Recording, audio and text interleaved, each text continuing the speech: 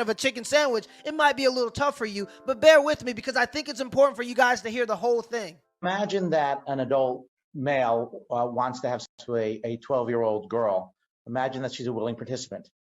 A very standard, very widely held view that there's something deeply wrong about this, and it's wrong independent of it being criminalized.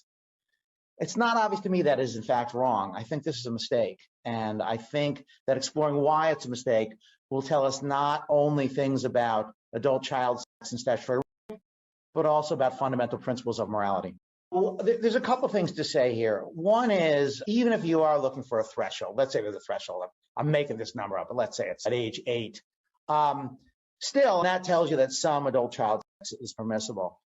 Second, the notion that it's wrong even with a 1-year-old is not quite obvious to me. There are reports in some cultures of grandmothers filleting the baby boys to calm them down when a colicky.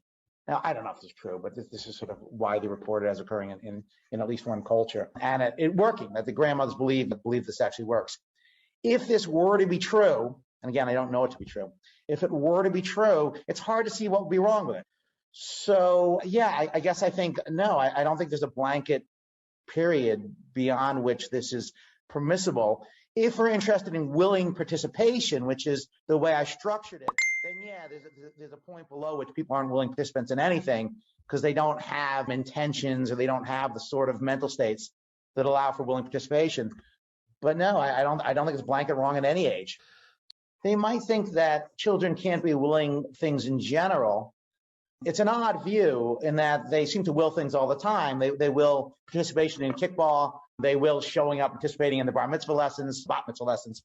So there's all sorts of things that they will. You might think, well, maybe there's something distinct about sex that they can't really understand it. It's not clear to me that what they're not getting at is consent. I suspect what they want to say is, okay, they're willing participants, they're voluntary participants. They have some understanding what's going on, not understanding we do, but some understanding, but they haven't consented.